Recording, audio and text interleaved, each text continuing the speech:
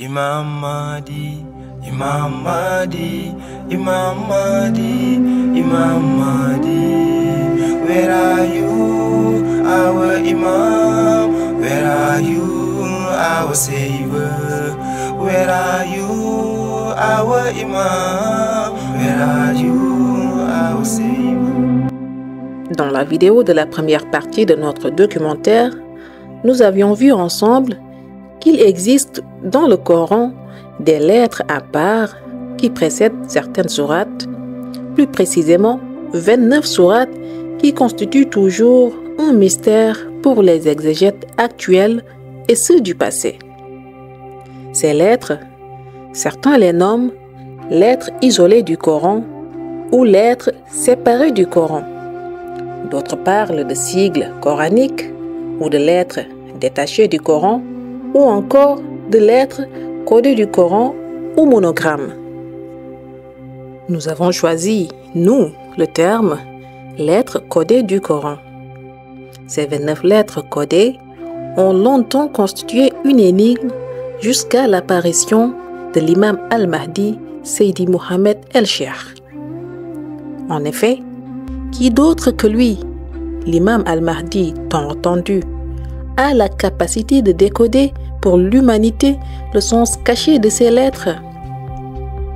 Dieu a doté l'imam al-Mahdi d'une science non livresque répondant sous le vocable de Ilmul Laduni, une science céleste des awliya émanant de la source Waladuniyati, d'où s'abreuvent les missionnaires d'Allah.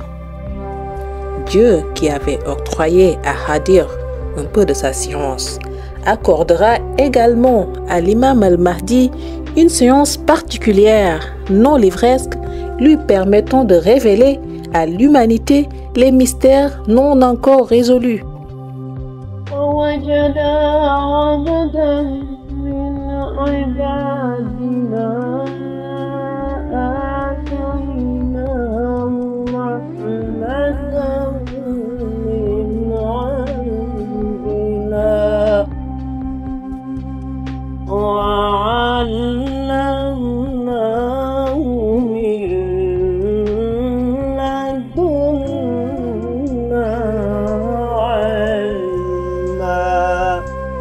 Ils trouvèrent l'un de nos serviteurs à qui nous avions donné une grâce de notre part et à qui nous avions enseigné une science émanant de nous. La particularité mystique de la mission de l'imam al-Mahdi est qu'il sera guidé par le wahyu, inspiration divine, comme en recevait le prophète lors de sa mission.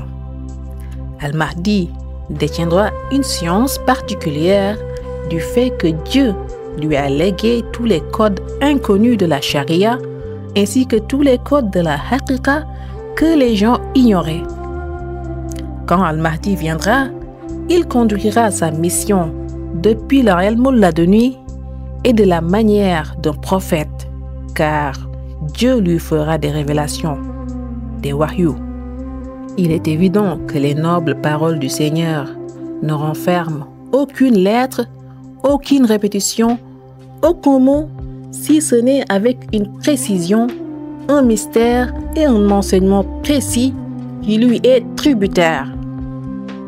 Nous allons donc sans tarder vous faire part des révélations qui ont été apportées par Maulaya Seydi Mohamed el-Cheikh à travers quelques-unes de ses conférences et assemblées d'enseignements. Ha-Mim. Alamul Arwah est le lieu de rassemblement des âmes.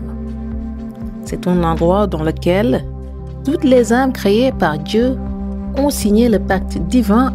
Alamul Arwah est un endroit niché au 5e ciel dans lequel Dieu, subhanahu wa ta'ala, a organisé les âmes en 8 groupes distincts.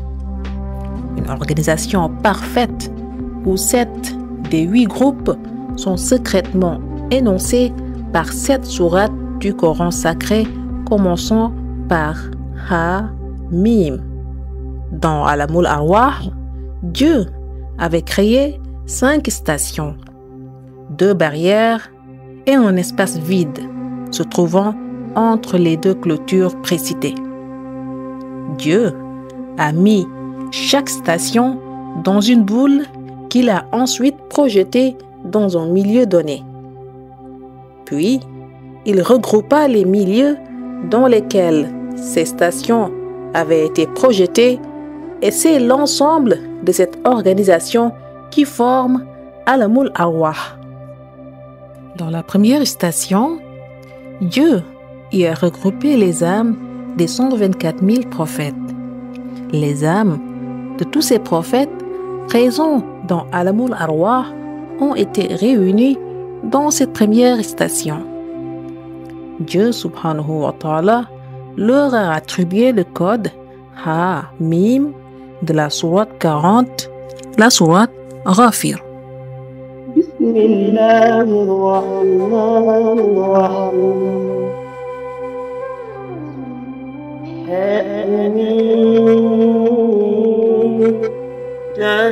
تنزيل الكتاب من الله العزيز العليم.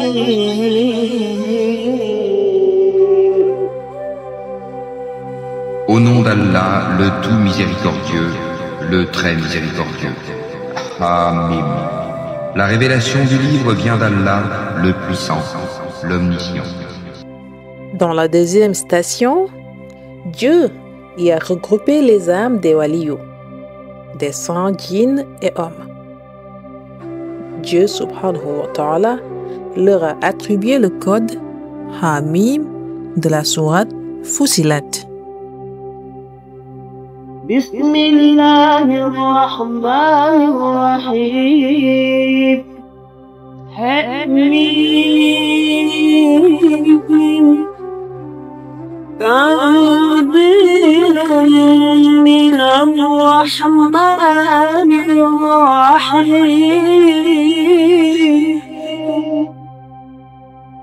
Au nom d'Allah, le tout miséricordieux, le très miséricordieux. Hamim. C'est une révélation descendue de la part du tout miséricordieux, du très miséricordieux. Tous les saints de toutes les époques appartenant aux races djinns et hommes présents dans Alamul Arwah ont été regroupés dans cette deuxième station. Dans la troisième station, Dieu y a regroupé les âmes des Mouminoun, c'est-à-dire les âmes des vrais croyants entre les hommes et les djinns présents dans Alamul Arwah. Dieu subhanahu wa ta'ala leur a attribué le code Ha-Mim de la sourate 42 Ashura. بسم الله الرحمن الرحيم.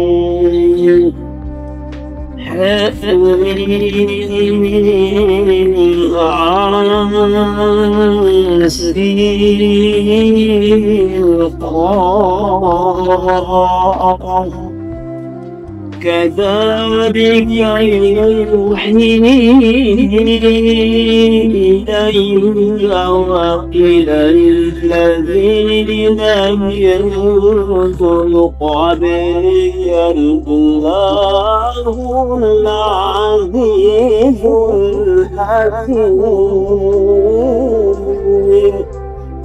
Au nom d'Allah, le tout miséricordieux, le très miséricordieux. Ha-Mim.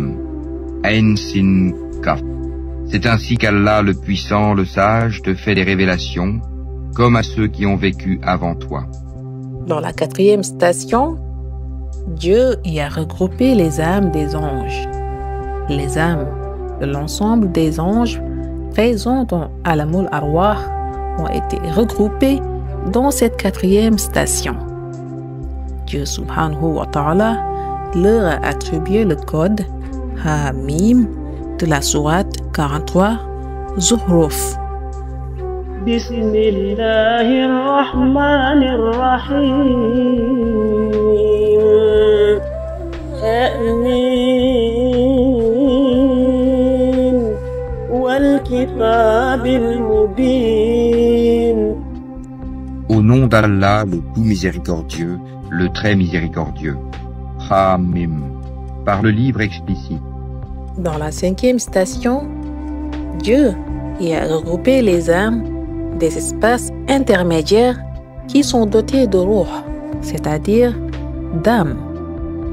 Dans le monde Ghaib, il existe des espaces intermédiaires qui ont une âme telle que la Hadratul Ilahiyya, grande salle blanche où a lieu la réunion hebdomadaire des waliyous. Les âmes de ces espaces intermédiaires sont désignées sous l'appellation de codex mystique symbolisés par des noms divins. Celui qui veut entrer dans ces espaces intermédiaires doit impérativement connaître leur codex mystique qui les rende opérationnels, sinon il ne pourra pas y accéder.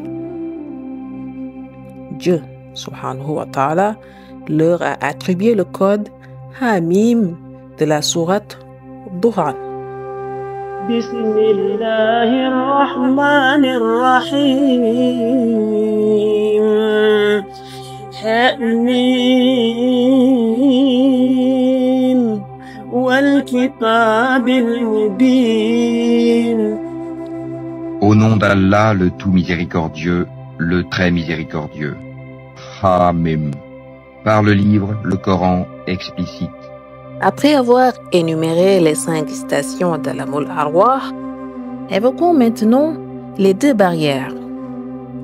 Dans la première barrière, Dieu subhanahu wa ta'ala y a rassemblé les âmes de tous les animaux de sa création, aquatiques, terrestres et volants. Elles sont annoncées dans le code Hamim de la sourate 45 du noble Coran, la sourate Al-Jasiyat. Bismillahirrahmanirrahim. Hamim. Tanzilul kitabi minallahil azizil hakim. Au nom d'Allah, le tout miséricordieux, le très miséricordieux. Hamim. La révélation du livre émane d'Allah, le puissant, le sage. Dans la deuxième barrière, Dieu subhanahu wa ta'ala y a rassemblé l'ensemble des âmes qui exercent un effet sur les plantes. Dieu, dans sa sagesse, a créé des âmes qui agissent sur les plantes depuis le monde Ghaib. Et l'effet de ces âmes sur les plantes impacte leur germination, leur croissance, leur floraison, la production de leurs fruits, etc. Toutes ces âmes qui participent au développement harmonieux des plantes sont assignées à la seconde barrière. Allah subhanahu wa ta'ala leur a accordé le code Hamim de la sourate 46, la sourate Al-A'raf. Bismillahirrahmanirrahim. Hamim.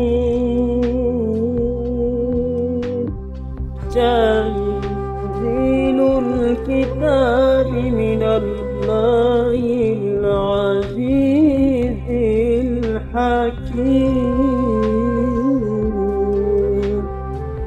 Au nom d'Allah, le tout miséricordieux, le très miséricordieux. Hamim. La révélation du livre émane d'Allah, le puissant, le sage. Chers téléspectateurs, nous voyons donc que les 5 stations et les 2 barrières évoquées tantôt représentent chacun un Hamim qui est un code mystique évoqué par le Coran à travers cette sourate.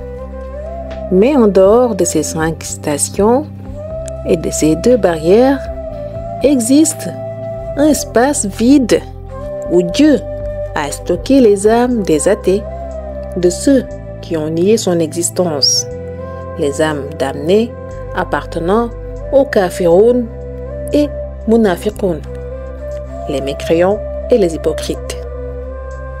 Les âmes de ces impies flotte dans cet espace vide se trouvant entre les deux barrières.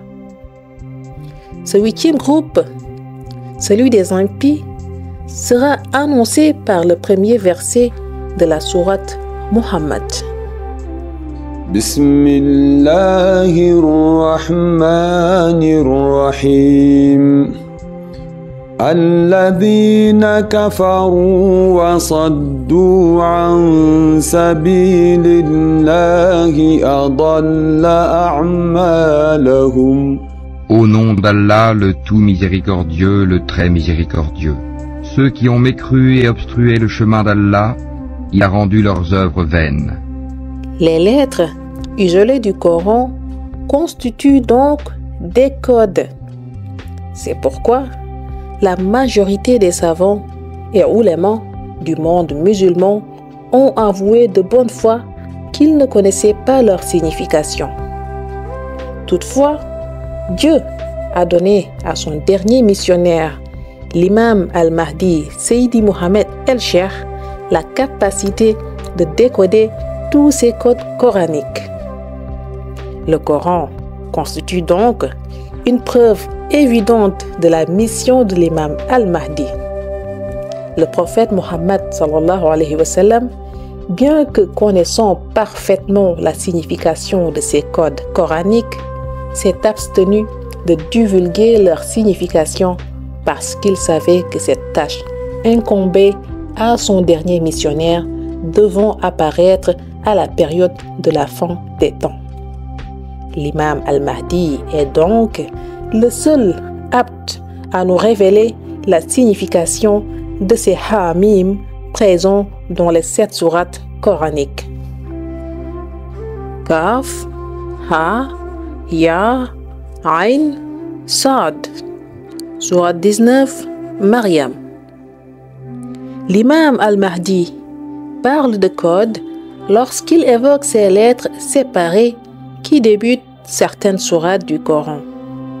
Le prophète Mohammed sallallahu alayhi wa sallam, bien que connaissant parfaitement le mystère qui se cache derrière ces lettres codées du Coran, s'est abstenu de révéler leur sens. Ceci s'explique par le fait que lui, Seydi Ahmad, paix et salut sur lui, qui avait prophétisé l'apparition de l'imam al-Mahdi à la fin des temps, avait donné à ce dernier la mission de révéler au monde musulman, à l'humanité, le mystère qui se cache derrière ces fameuses lettres codées du Coran. La révélation du véritable sens de ces lettres codées constituerait une preuve évidente de la mission de l'imam al-Mahdi. Seydi Mohammed el-Cheikh nous révèle que Kaf, Ha, Ya, Ain, Sad sont des noms d'Allah qui ne font pas partie de la liste des 99 noms de Dieu connus. Ce sont des noms dérivés de la formule La ilaha illallahu qui détiennent l'explication du mystère de la création de Dieu.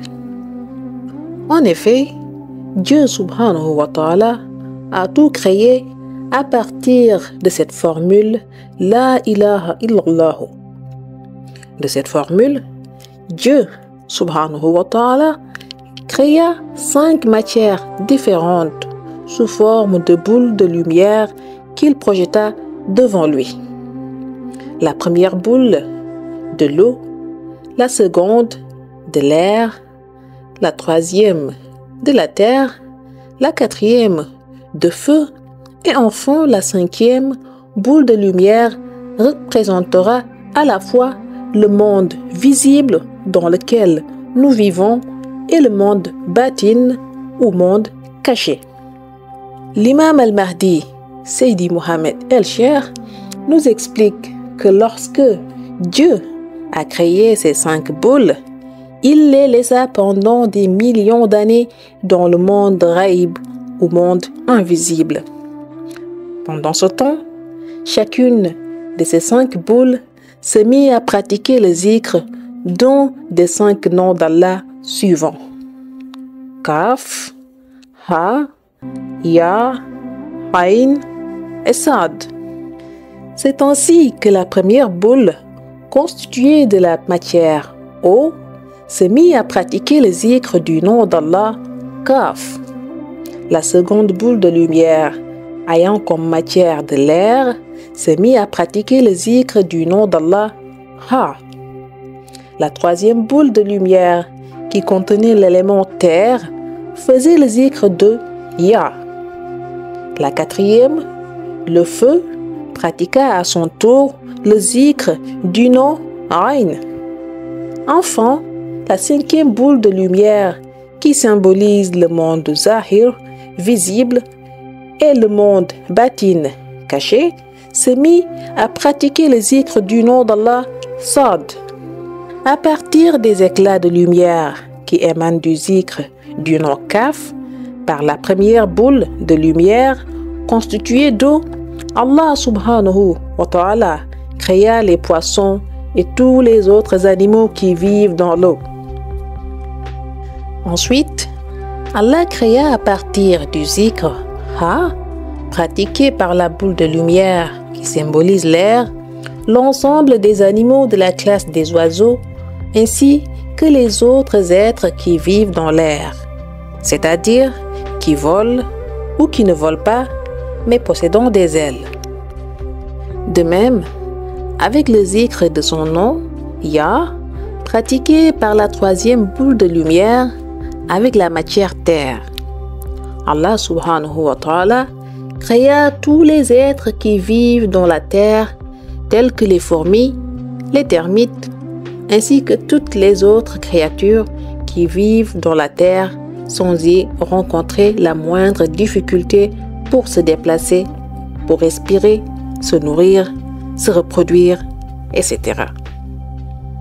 De la boule de lumière qui symbolise le feu et qui pratiquait le zikr du nom Ain, Allah subhanahu wa ta'ala créa l'ensemble des êtres vivants appartenant au règne végétal, c'est-à-dire les arbres, les herbes, ainsi que les algues. Ces végétaux sont en réalité créés à partir des éclats de lumière qui émanaient du zikr du nom Ain. Enfin, Allah subhanahu wa ta'ala utilisa la cinquième boule de lumière qui pratiquait le zikr de son nom Sad pour créer, à partir des éclats de lumière qui émanaient de ce zikr, l'essence mystique des âmes des hommes ainsi que l'essence mystique des âmes des djinns. Après avoir créé le monde Shahada dans lequel nous vivons, Allah subhanahu wa ta'ala décentralisa la boule de lumière représentant l'eau pour la placer dans le monde Shahada et créa à partir d'elle les océans, les mers, les fleuves, les lacs et les étangs. Il peupla ensuite ces milieux aquatiques par les poissons et les autres êtres aquatiques précédemment créés à partir des éclats de lumière émis lors du zikr du nom Kaf, pratiqué par cette première boule de lumière.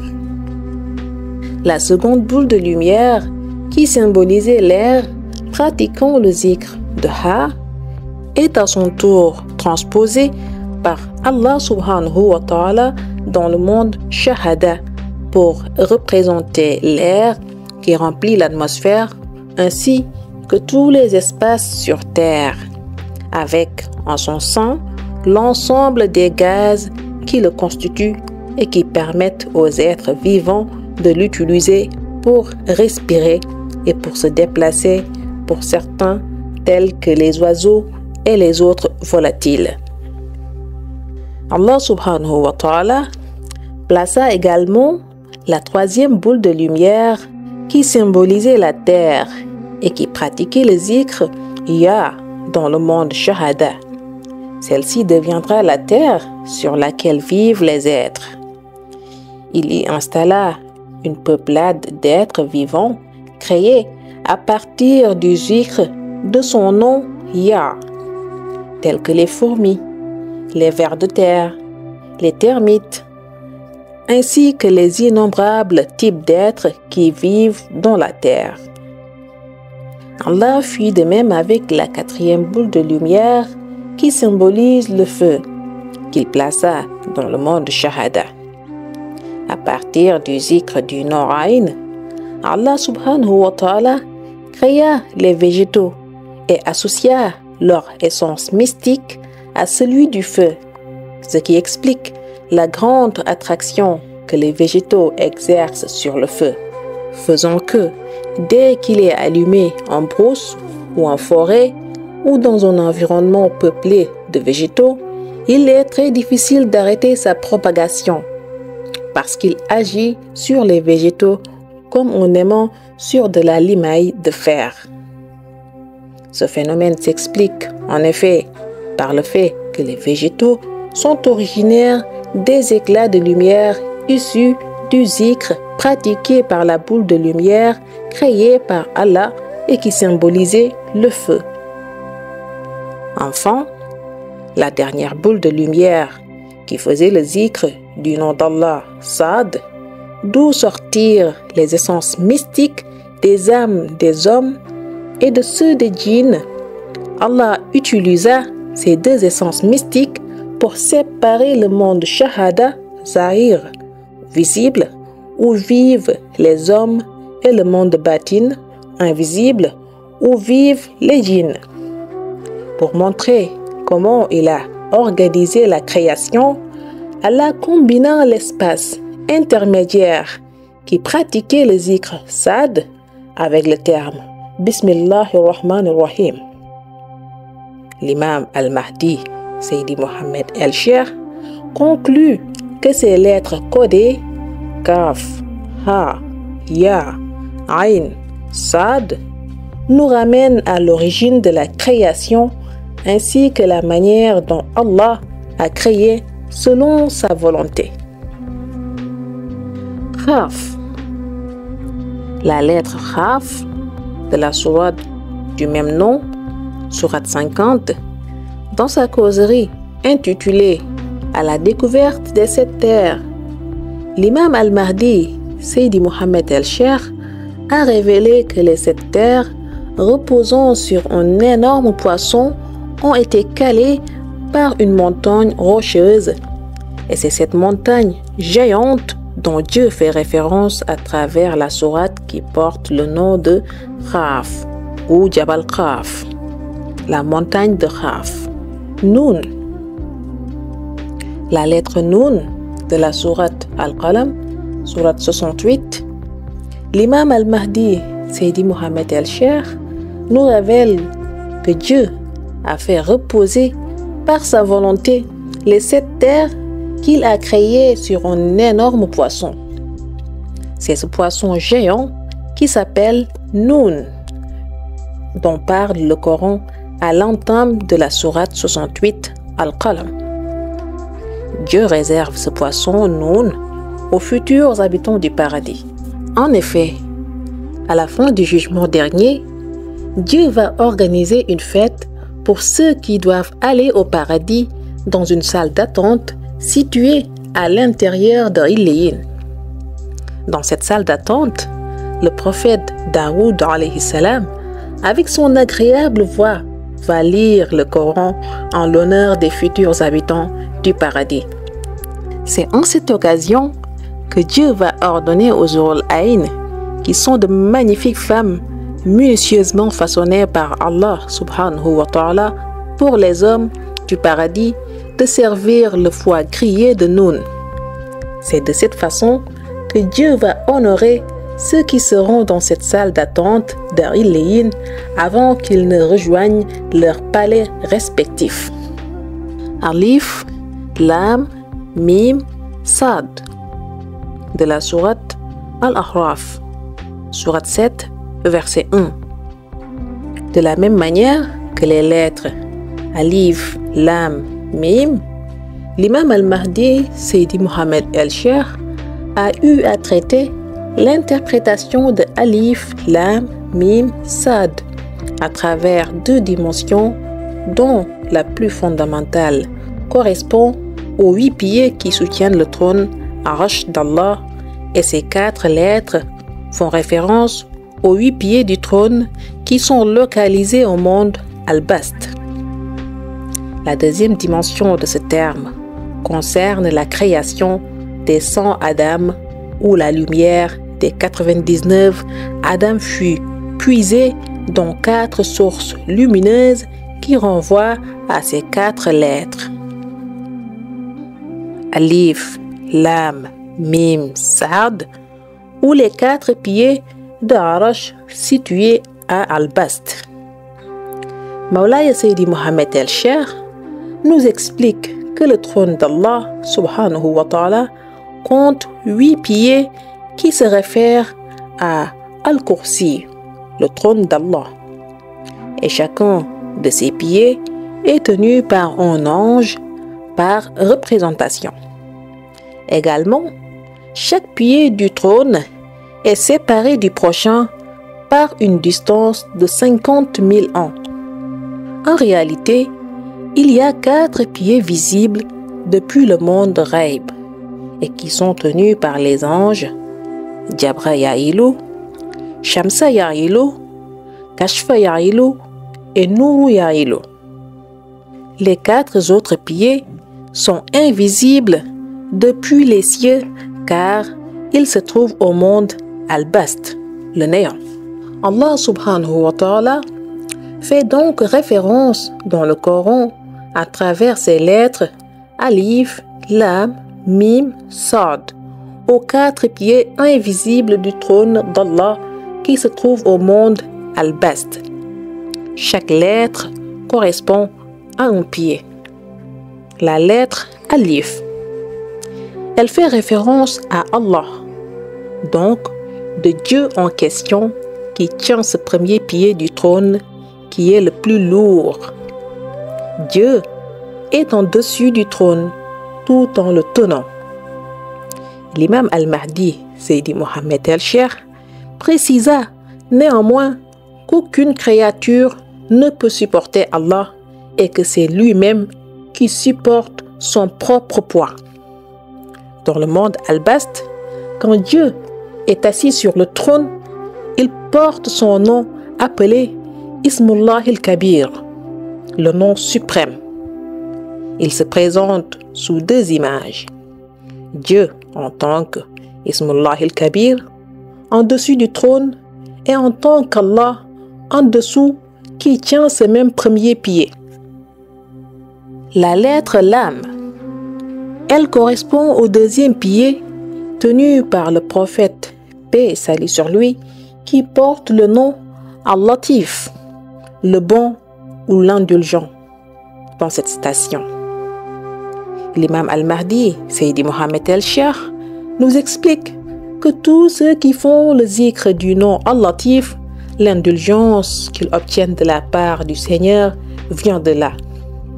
Dieu fait passer cette indulgence par l'intermédiaire du prophète sallallahu alayhi wa sallam. C'est pourquoi il lui a dit, je cite, « Et certes, nous t'avons envoyé comme miséricorde pour tout l'univers. » Fin de citation. Sourate 21, verset 107.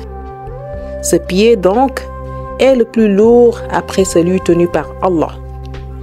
La lettre Mim, c'est le Khatmiya du prophète qui tient ce pied du trône.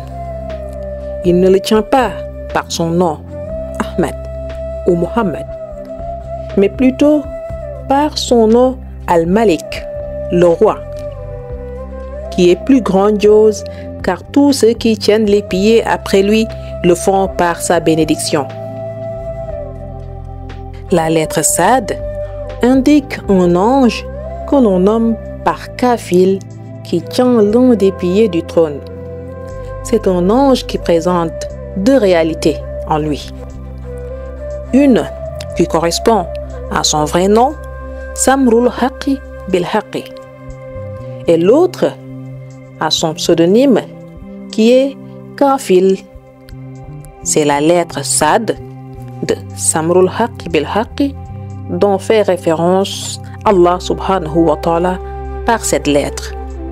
Deuxième dimension de Alif, Lam, Mim, Sad, ou la création des 100 Adam. Avant l'avènement du prophète Adam, que nous connaissons tous, en tant que père de l'humanité, il existait auparavant 99 Adam qui ont précédé son existence. Cela veut dire que le prophète Adam, époux de Hawa et géniteur de l'humanité, n'est que le 100e Adam. Mais avant lui, Dieu avait déjà créé 99 Adam. Cela peut paraître surprenant pour beaucoup d'entre vous d'entendre parler pour la première fois de 100 Adam. La Adam que nous connaissons, époux de Hawa et père de l'humanité, n'est que le 100e Adam. Mais auparavant, Dieu avait déjà créé 99 Adam. Ce 100e Adam, que nous connaissons en tant que père de l'humanité, a été façonné d'une matière d'argile blanche, tandis que les 99 Adam précédents ont été façonnés, eux, individuellement à partir de la lumière issue du ciel, Al-Haqiqatul Munzil. Al-Haqiqatul Munzil est une portion de ciel nichée dans la nappe de lumière de Basatul Jalal au-dessus du 7e ciel. Lorsque Dieu a façonné individuellement les 99 Adam, chacun d'entre eux avait une apparence humaine, mais une apparence lumineuse due au fait qu'ils ont été créés de la lumière de Al-Haqiqatul Munzil. Dieu les a créés sur une même période. Chacun de ces 99 Adam n'a eu qu'une durée de vie de 24 heures, avec au-dessus de lui un soleil spécialement créé pour lui afin de lui servir d'éclairage.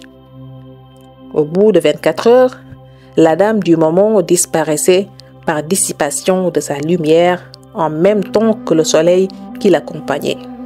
Vous vous demanderez sans doute pourquoi, individuellement, chacun de ces 99 Adam n'a vécu que 24 heures selon la chronologie de notre temps terrestre.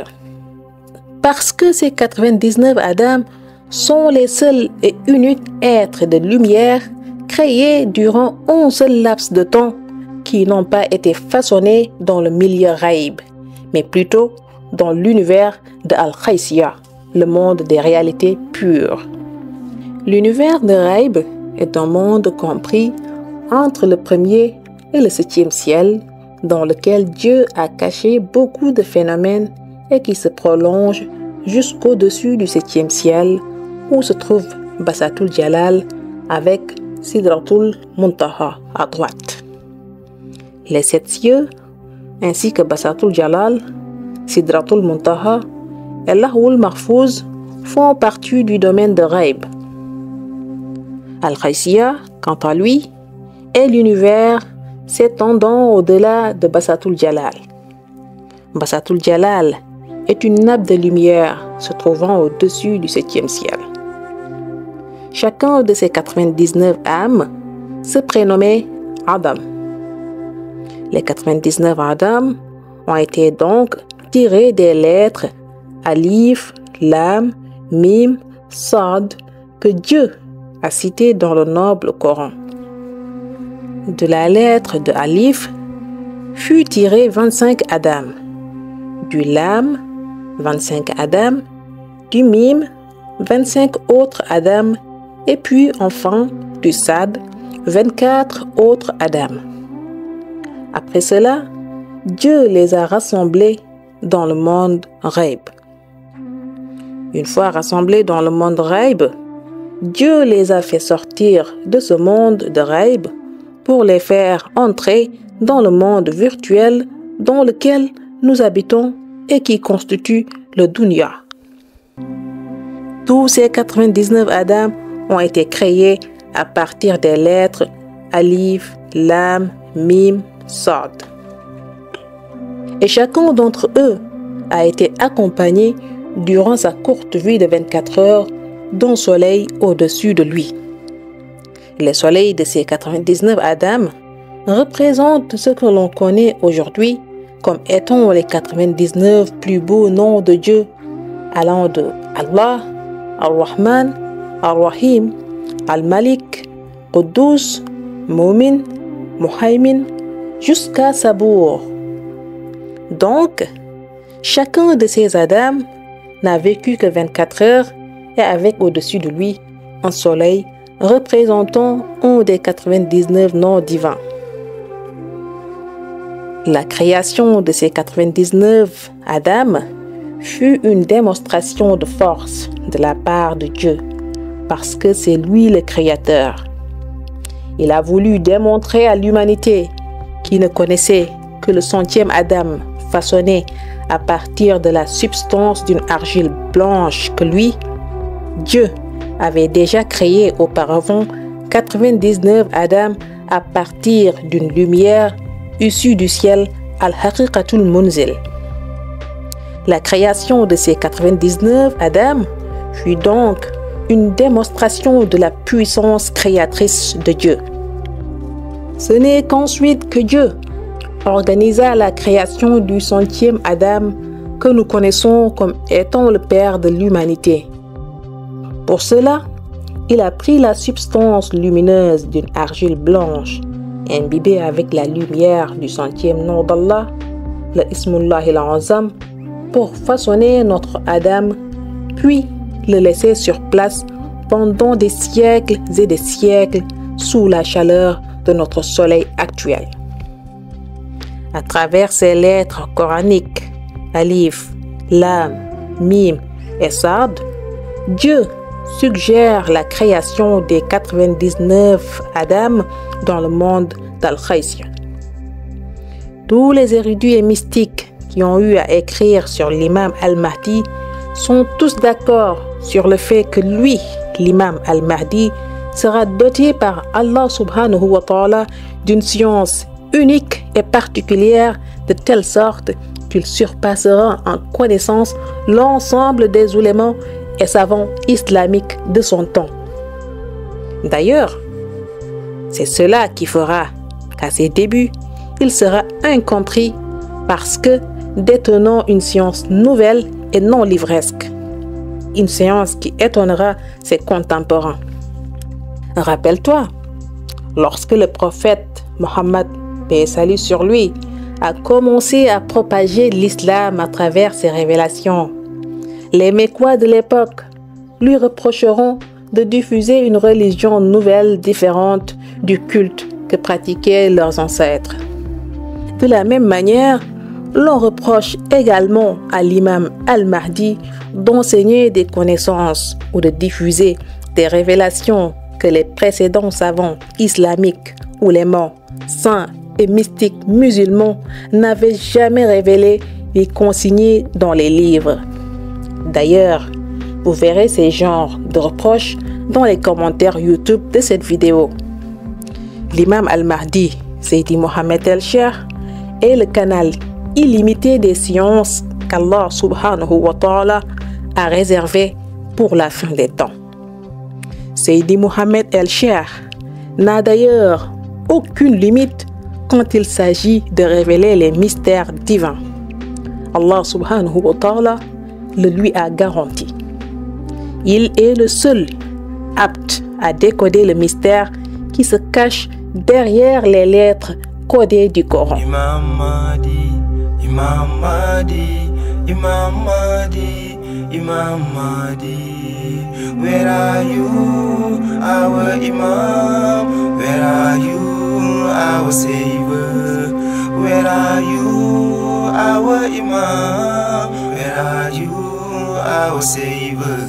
Imam Mahdi, Imam Mahdi, Imam Mahdi, Imam Mahdi.